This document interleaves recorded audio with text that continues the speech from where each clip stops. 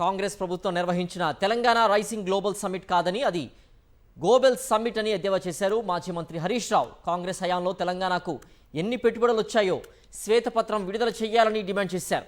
Revanth రెడ్డివి bogus మాటలు, bogus లెక్కలంటూ ఎద్దేవా చేశారు. ఈ సీఎంకి తెలిసిందల్లా రియల్ ఎస్టేట్ మాత్రమే అని, ఫార్మా సిటీ భూముల్ని ఫ్యూచర్ సిటీ అంటూ రియల్ ఎస్టేట్ చేస్తున్నాడని మండిపడ్డారు హరీష్ రావు.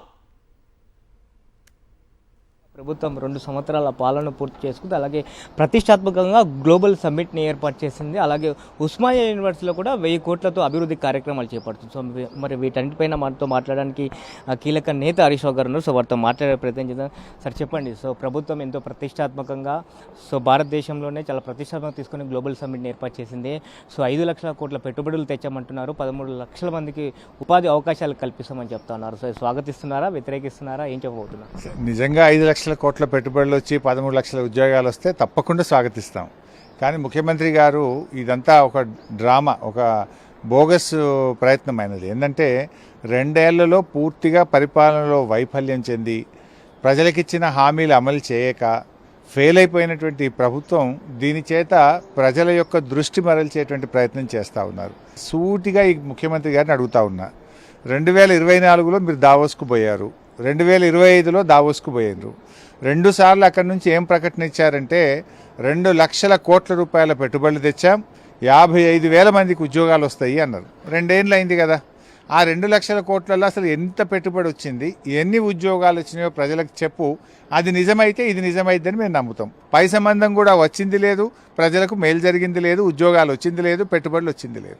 నిన్న HELTP పాలసీ తెచ్చినావు. ఆ పాలసీ కింద మొత్తం మీరు భూములు కన్వర్షన్ చేసేస్తాం, రియల్ ఎస్టేట్ వ్యాపారం చేయండి, అపార్ట్మెంట్లు కట్టండి, విల్లాలు కట్టండి, అమ్ముకోండి, పైసలు సంపాదించుకోండి, నా షేర్ నాకు ఇవ్వండి అంటున్నావు. అసలు ఆ భూములు ఎందుకు ఇచ్చింది? గత ప్రభుత్వాలు ఇక్కడ ఉద్యోగాలు రావాలి, పరిశ్రమలు రావాలని ఆ భూములను వారికి తక్కువ ధరకు పారిశ్రామికవేత్తలకు ఆ రోజు కేటాయించారు. నువ్వేం చేస్తున్నావు? నువ్వు ఇచ్చిన జీవోలో ఏమున్నది? ఈ ఇండస్ట్రీని ఎత్తేయండి, రియల్ ఎస్టేట్ బేరం చేయండి అంటున్నావు.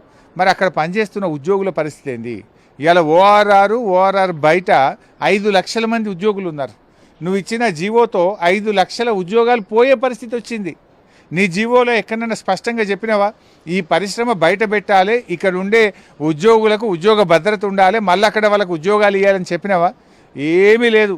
భూములు అమ్మండి, బేరం చేయండి, నా కమిషన్ నాకు ఇవ్వండి అంటే ఒకవైపు ఏమో ఉద్యోగాల కోసం నేను సబ్మిట్ చేసిన అంటావు, ఇంకొక వైపు ఏమో HELTP పాలసీ తెచ్చి 5 లక్షల ఉద్యోగాలు పోతున్నాయి, ఉన్న ఉద్యోగాలు ఊడగొడుతున్నావు. దీన్ని ఎట్లా నమ్మాలి రేవంత్ రెడ్డి గారిని? ఇది విజనరీ ప్రభుత్వము. సో 2047 లక్ష్యంగా ముందుకు వెళ్తున్నాము.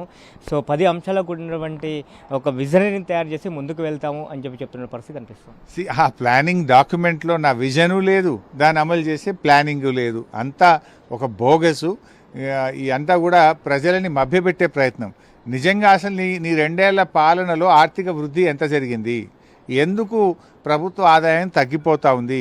గతంలో కేసీఆర్ గారు ఉన్నప్పుడు 12% ఆర్థిక వృద్ధి రేటు ఉన్నది. నీ ప్రభుత్వం వచ్చినాక మైనస్లోకి ఎందుకు పోతా ఉందో చెప్పు.